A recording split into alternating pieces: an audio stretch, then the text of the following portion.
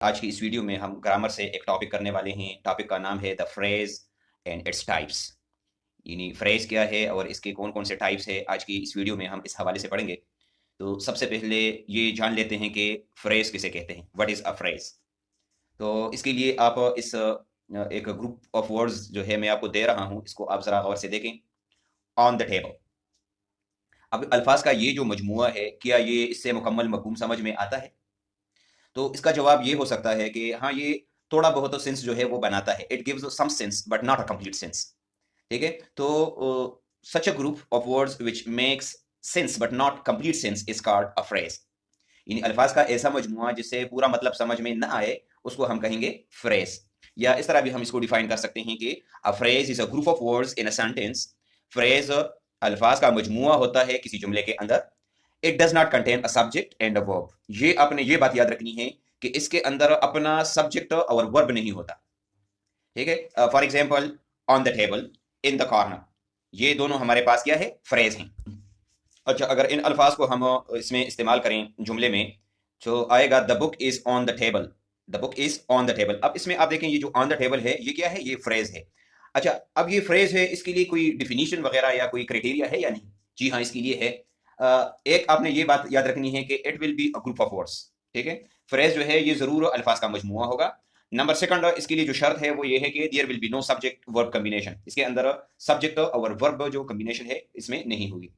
और number third जो इसके लिए क्राइटेरिया है वो ये है कि it will have no meaning if used alone. अगर इसको हम अकेला इस्तेमाल करें तो इसकी अपनी मानी नहीं होगी। और number four, it will give full sense when used in a sentence. जब इसको जुमले के अंदर इस्तेमाल किया जाए तो इसको फिर हम ये अपनी मानी दे सकेगा। तो इस लिहाज से आप इसको देखें ना, ये जो on the table group of words है, ऑन द टेबल ये एक फ्रेज है कि नहीं? तो सबसे पहले it will be a group of words. जी हाँ, ये ग्रुप ऑफ वर्ड्स है। अच्छा, सेकंड जो इसकी क्राइटेरिया है वो ये है कि there will be no subject verb combination. तो इस पर भी ये पूरा उतरता है क्योंकि इसके अंदर कोई सब्जेक्ट और वर्ब नहीं है। और थर्ड नंबर जो कंडीशन है वो ये है कि it will have no meaning if used alone. अगर हम इसको अकेले इस्तेमाल करें ऑन द टेबल, मेज पर, तो इसका अपना कोई मतलब नहीं बनता। और नंबर फोर है, it will give full sense when used in a sentence. जब इसको हम किसी जुमले के अंदर इस्तेमाल करें तो ये अपना मतलब अपनी मानी दे सकता है। The book is on the table, किताब मेज पर है। तो इससे ये बात साबित होती है कि ऑन द टेबल क्या है, ये हमारे पास एक फ्रेज है। अब नेक्स्ट बढ़ते हैं टाइप्स ऑफ फ्रेजेस के हवाले से। तो इंग्लिश में ज्यादातर जो इस्तेमाल होने वाली फ्रेजेस है वो है पांच किस्म के फ्रेजेस है। तो इसमें नंबर फर्स्ट है नाउन फ्रेज। अच्छा, तो नाउन फ्रेज की पहली डिफिनीशन पढ़ते हैं कि नाउन फ्रेज किसे कहते हैं। A group of words that works as a noun in a sentence is called noun phrase. अल्फाज का ऐसा मजमुआ जो किसी जुमले के अंदर नाउन का काम करे, ऐसे ग्रुप ऑफ वर्ड्स को हम नाउन फ्रेज कहेंगे। फॉर एग्जाम्पल, इन जुमलों को आप देखें। I read a book. अब इसमें आप ये देख सकते हैं कि बुक का लफ्ज जो है ये नाउन है हमारे पास। इसके साथ एक और लफ्ज दिया गया है अ बुक, यानी ये अल्फाज का मजमुआ है। अच्छा, अब ये अल्फाज का मजमुआ है, क्या इसके अंदर अपना सब्जेक्ट और वर्ब है? जी नहीं। अच्छा, क्या ये अपनी अलग मानी दे सकता है? जी नहीं। जब इसको हम जुमले के अंदर इस्तेमाल करें तो ये पूरा मतलब देता है या नहीं? जी हाँ, ये देता है। लिहाजा अब बुक के जो अल्फाज हैं, ये दो अल्फाज हैं, ये ग्रुप ऑफ वर्ड्स हैं, लिहाजा ये हमारे पास क्या है, ये हमारे पास है नाउन नाउन फ्रेज, क्योंकि ये इस जुमले के अंदर नाउन का काम करता है। अच्छा, नेक्स्ट जुमले को देखें। मेनी बॉयज और वर एब्सेंट। इस जुमले में आप देखें हमारे पास नाउन क्या है, बॉयज, जबकि इसके साथ एक और लफ्ज भी है मेनी बॉयज। तो ये ग्रुप बनता है, लिहाजा ये इस जुमले के अंदर चूंकि बतौर नाउन काम करता है, काम कर रहे हैं ये दो अल्फाज, लिहाजा ये हमारे पास बनता है नाउन फ्रेज। एक और मिसाल लेते हैं। लेट सपोज हमारे पास इस किस्म का जुमला आ जाए, डॉग्स फ्राइटन मी। तो अब इसमें ये डॉग्स क्या है, ये हमारे पास नाउन है। अब मैं इसके साथ एक दो अल्फाज का इजाफा कर लेता हूं तो ये बन जाएगा नाउन फ्रेज। डॉग्स की बजाय मैं इस्तेमाल कर लूं बिग डॉग्स फ्राइटन मी। तो अब ये बिग डॉग्स क्या बना, ये बनता है नाउन फ्रेज। ये इस जुमले के अंदर नाउन का काम कर रहे हैं ये दो अल्फाज, लिहाजा इसको हम नाउन फ्रेज कहेंगे। अच्छा, नेक्स्ट मिसाल देखें। She gave him a big sweet piece of cake. अब इसमें देखें मैंने जो नाउन है केक, उसके उसको मजीद डिफाइन करने के लिए मैंने चंद एक अल्फाज इस्तेमाल किए हैं, a big sweet piece of cake. अब ये सारे जो है ये भी ग्रुप ऑफ वर्ड्स हैं, लिहाजा ये इस जुमले के अंदर बतौर नाउन काम कर रहे हैं और इसको हम कहेंगे नाउन फ्रेज। एक और मिसाल को आप देखें।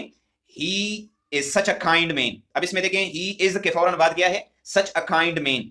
तो ये ग्रुप ऑफ वर्ड जो है इस जुमले के अंदर नाउन का काम कर रहे हैं। लफ्ज मैन हमारे पास नाउन है, ये इसके मानी में इजाफा कर रहे हैं, लिहाजा ये अल्फाज जो है इसको हम नाउन फ्रेज कहेंगे। उम्मीद है अब आपको इसकी समझ आ गई होगी। नेक्स्ट जो हमारे पास है वो है एजेक्टिव फ्रेज। अच्छा, एजेक्टिव फ्रेज की डिफिनेशन क्या है? A group of words that works as an adjective in a sentence is called an adjective phrase. यानी अल्फाज का ऐसा मजमुआ जो किसी जुमले के अंदर एजेक्टिव का काम करे, इसमें सिर्फ का काम करे, ऐसे ग्रुप ऑफ वर्ड्स को हम एजेक्टिव फ्रेज कहेंगे। मसलन इस जुमले को आप देखें, he is a very good boy. अब इसमें आप देखें हमारे पास एजेक्टिव क्या है? गुड का लफ्ज जो है ये हमारे पास है एजेक्टिव। तो इस जुमले में हम देख सकते हैं कि अ वेरी गुड, ये सारे अल्फाज जो है ये एजेक्टिव के मानी में इजाफा कर रहे हैं, लिहाजा ऐसे ग्रुप ऑफ वर्ड्स को हम क्या कहेंगे? एजेक्टिव फ्रेज कहेंगे। नेक्स्ट एक मिसाल है, आई सा अ ब्यूटीफुल बर्ड। अच्छा, आई सा अ ब्यूटीफुल बर्ड, इसमें ब्यूटीफुल का लफ्ज जो है ये एडजेक्टिव है, और इसके साथ हम एक और लफ्ज जो कि ए इसको मजीद डिफाइन कर रहा है, इस लफ्ज को इसको साथ मिला ले तो इसे बन जाता है ग्रुप ऑफ वर्ड्स, और ये इस जुमले के अंदर एक एडजेक्टिव का काम कर रहा है, लिहाजा इसको हम कहेंगे एडजेक्टिव फ्रेज। एक और मिसाल लेते हैं, I am very happy with his work.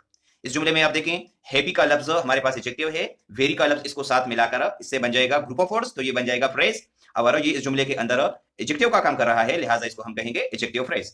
अच्छा, नेक्स्ट हमारे पास है एडवर्ब फ्रेज। एडवर्ब फ्रेज की को सबसे पहले डिफाइन करते हैं कि इसकी डिफिनेशन क्या है। A group of words that works as an adverb in a sentence is called an adverb phrase. For example, he goes very slowly, he runs very fast. यानी एडवर्ब फ्रेज किसे कहते हैं? अल्फाज का ऐसा मजमुआ जो किसी जुमले के अंदर एडवर्ब का काम करे, उसको हम कहेंगे एडवर्ब फ्रेज। जिस तरह के मिसाल में आपको दिया गया है, ही गोज वो चलता है, स्लोली तो स्लोली क्या है? ये हमारे पास है एडवर्ब, और एडवर्ब के साथ एक और लफ्ज है वेरी, इसको साथ मिला के बनता है ग्रुप ऑफ वर्ड्स, और ये हमारे इस जुमले के अंदर एडवर्ब का काम कर रहा है, लिहाजा ये हमारे पास है एडवर्ब फ्रेज।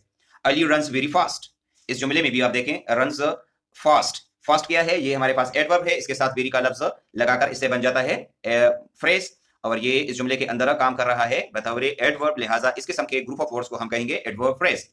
नेक्स्ट हमारे पास है नंबर 4 वर्ब फ्रेज।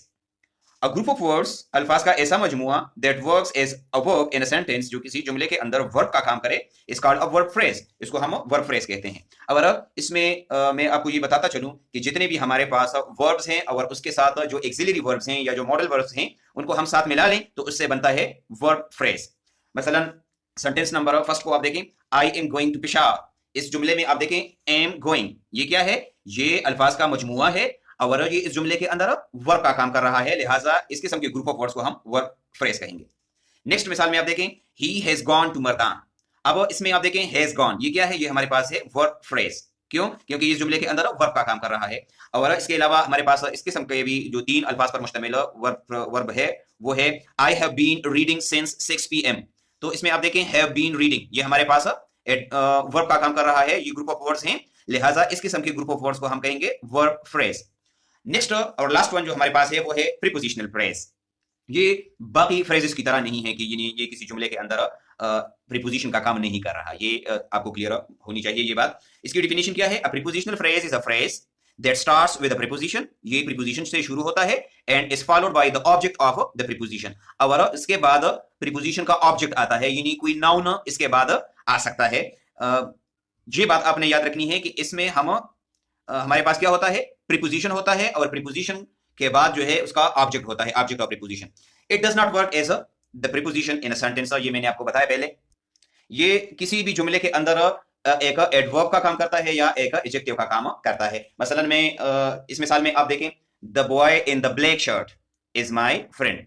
अब इसमें आप देखें इन द ब्लैक शर्ट, तो इन क्या है हमारे पास? ये हमारे पास प्रीपोजिशन है, और अब ये पूरा ग्रुप जो है ये क्या कर रहा है? ये इस बॉय के मीनिंग में मजीद इजाफा कर रहा है, इसको क्वालिफाई कर रहा है, लिहाजा ये ग्रुप ऑफ वर्ड्स क्या है? इसको हम एडजेक्टिव भी कह सकते हैं, क्योंकि ये लफ्ज बॉय के मानी में इजाफा कर रहा है। तो ये बेसिकली हमारे पास क्या है? प्रीपोजिशनल फ्रेज है, और ये इस प्रीपोजिशनल फ्रेज को हम क्या कह सकते हैं? इसको हम एडजेक्टिव फ्रेज भी कह सकते हैं। इस तरीके से इसको हम बतौर एडवर्ब भी इस्तेमाल कर सकते हैं प्रीपोजिशनल फ्रेज को। यानी एक और मिसाल मैं आपको दे देता हूं, इसमें आप देखें I walk in the morning. अब इसमें देखें इन का लफ्ज क्या है? ये हमारे पास है प्रीपोजिशन, तो ये बन गया प्रीपोजिशनल फ्रेज। अब ये प्रीपोजिशनल फ्रेज है, लेकिन ये इस जुमले के अंदर बतौर एडवर्ब भी काम कर रहा है, I walk in the morning, ठीक है? एडवर्ब ऑफ टाइम है ये, तो ये इस जुमले के अंदर एडवर्ब का काम कर रहा है। इस तरीके से एक और मिसाल भी हम ले सकते हैं, I will meet you after the class. तो इसमें ये आफ्टर का लफ्ज जो है ये हमारे पास क्या है? ये हमारे पास है प्रीपोजिशन, और ये मीट के मानी में एक्स्ट्रा मालूमात हमें दे रहा है, लिहाजा वर्ब को ये क्वालिफाई कर रहा है, तो ये इस जुमले में एडवर्ब का काम कर रहा है। तो ये एक प्रीपोजिशनल फ्रेज है, लेकिन साथ साथ इसको हम एडवर्ब फ्रेज भी कह सकते हैं। तो ये था हमारा आज का वीडियो, और उम्मीद है आपको फ्रेज और काइंड्स ऑफ फ्रेजेस या टाइप्स ऑफ फ्रेजेस की समझ आ गई होगी। किसी भी जगह पर कोई भी मसला हो तो आप कमेंट में पूछ सकते हैं। Thank you for watching. Allah Hafiz.